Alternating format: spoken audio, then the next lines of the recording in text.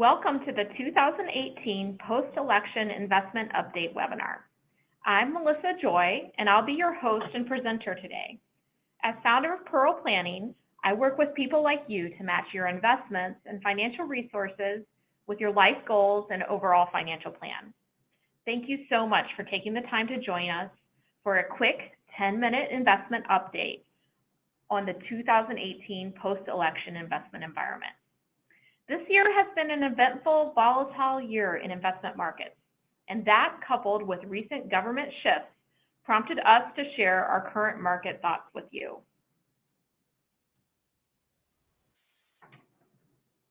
It's tough to believe in today's day and age that we're still tabulating results for individual congressional races, but that's where we are today. As you can see, there are still undeclared or undecided seats listed in both the House and the Senate. I'm posting results as of yesterday.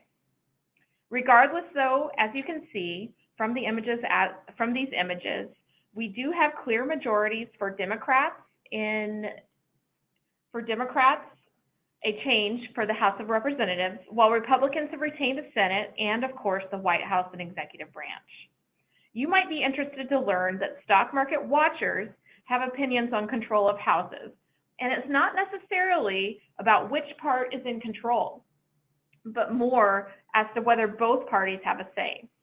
Over the past 80 years, from 1938 to 2017, U.S. large stocks, as measured by the S&P 500 index, have gained 11.1% per year total return when control in Congress was split, regardless of the party in the White House. Moreover, this shift is becoming something of a habit. Last Tuesday's midterm elections were the fourth consecutive midterms where at least one chamber of commerce, either the House or the Senate or both, flipped the controlling party.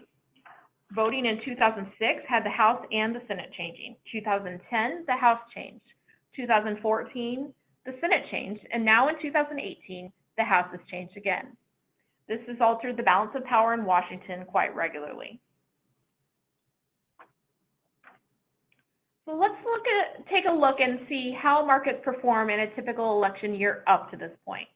This is a look at typical performance of markets during a midterm election year.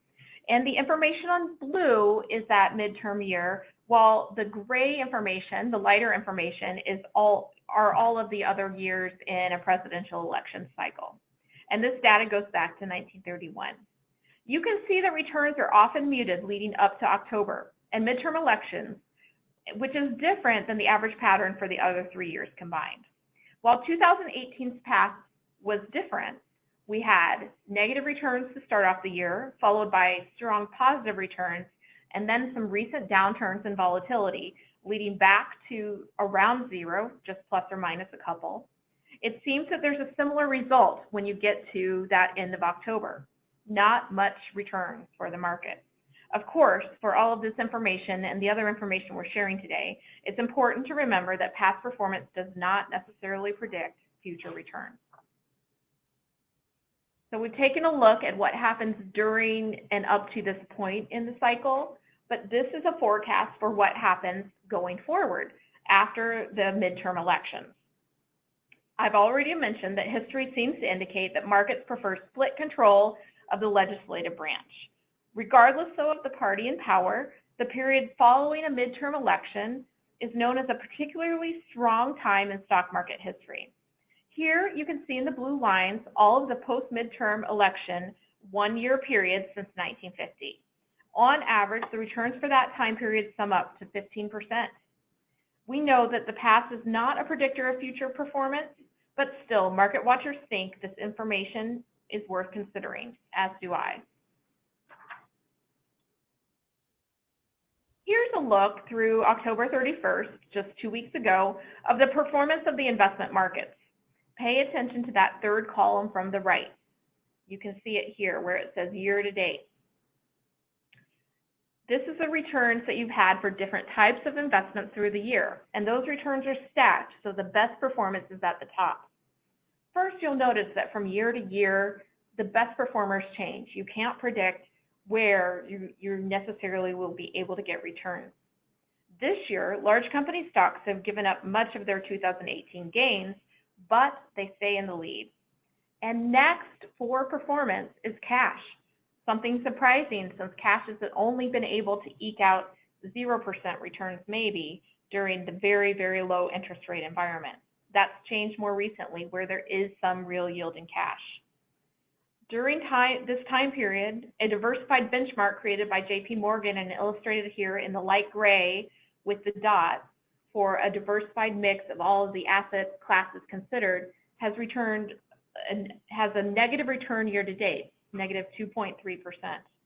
And if you looked at the worst performer this year, emerging market stock, it's a full 18% below the returns of U.S. companies, large company stocks. If we drill down into some of the things that are changing and worth noting within types of investment returns, I'd like us to take a minute for an update on a specific type of investment. In particular, right now, a focus on bonds. Here, on the last page, when you looked at bonds, their performance was down 2.4% year to date, largely due to rising interest rates. Here we find ourselves at the highest yield, though, for a starting point we've had this decade. And you can see that here in the dark gray group of dots, which represents the initial yield and then subsequent 5-year return for bond investments. So throughout the 2010s, we've been on the lowest end of both starting yield and returns that we've seen throughout the last 5 decades. And here to the right, under the arrow, is where we're at today in terms of bond yields. While interest rates have drifted higher, this has been good news for cash investors, as I mentioned earlier. Now savings and money market yields can be measured and provide investment results for individuals. And perhaps they are bad news for real estate markets and or borrowers, as purchasers have become so used to low interest rates. But pay attention to the different colored dots on this page. Each, as I said, represents a decade. And our recent bond environment is lower than in any of the past 50 years. Good news for bond investors is that higher starting yields for bonds often may result in higher overall 5-year returns, as affected by this chart. The one asterisk and enemy of that starting point yield and thus return is inflation. And you can see that where the 5-year returns of bonds in the 1970s fell off of the overall trend lines in terms of their returns because of strong inflation and thus higher and rising interest rates.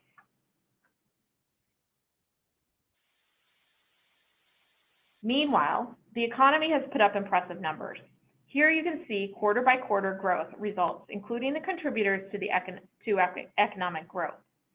Third quarter gross domestic product came in at 3.5%, a strong number, with a significant portion of contribution to that from personal U.S. consumer spending, which has continued to contribute to the bottom line. I didn't pull a graphic for the recent earnings season for corporations, but that too was strong. Raymond James Market Watcher Jeff Sott noted yesterday that year-over-year earnings were up 26% in this most recent earnings season, while revenues were up 10%. So things seem to be strong in equity markets in terms of the underlying results of corporate machines.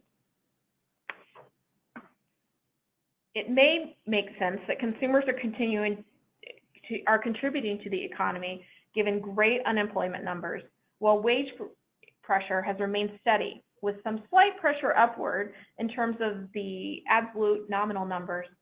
Yet, when you factor in inflation, workers are just treading water when it comes to their wages. Here in the red line, you can see that employees are getting some advancement in wages, but still with inflation factored in, it basically comes in the same. We'll continue to watch these numbers for signs of more unwieldy potential inflation, which are not yet revealing themselves in the numbers. So what do you do? I hear about politics and the current environment from clients on both sides of the aisle, now more than any time in my career. Most of us agree that there are dissatisfactory elements to our current political discourse regardless of our personal political preferences. It's the job of a financial planner like me to remind you that adjusting your portfolio based on political winds is potentially a fool's errand. Things are never as simple as they may appear, and long-term investment results are often based on management of the discipline of an investment process and on yours and my investor behavior, rather than calling whether the good guys or the bad guys will be riding into town to save or harm your portfolio. With that said, the election results and overall market trends may help to refine your portfolio in several ways. First, we'll continue to adjust to meaningful interest rates while historically quite low, and the impacts that it has on bond investors, borrowers, and corporate health. And we'll keep our eyes on rising interest rates and how that may impact the bond portion of investment portfolios. Second, as the economy continues to appear strong, we'll watch for changes to result as well as signs of overheating that might mean higher inflation levels than we've seen in the last 25 years. Third, while the U.S. continues to lead the way in spite of volatility in terms of equity and stock returns, allocators can continue to point out that other types of investments may be worthy of consideration based on how their valuation, or otherwise known as how rich or cheap they're trading, is coming in. While short-term markets are often referred to as voting machines, much like elections, the weight of value is often a source of investor opportunity and return over longer periods of time. Fourth, no political party has acquitted itself as deficit defeater in spite of shifting controls of both executive and legislative branches. Our long-term investment reality must factor in ongoing debt and deficits. Just servicing the debt now is set to outpace military spending for U.S. budget requirements. Fifth, Democrats are aiming to revive bipartisan discussions of infrastructure investment. But again, this comes with a cost, and the need to somehow pay for any expensive infrastructure program is not clear, or how is not clear. We'll see if there is any traction or progress here, but I'm not so sure. Finally, the first 2 years of President Trump's presidency have included tariffs and trade restrictions that have had significant impact on both domestic companies and foreign company returns.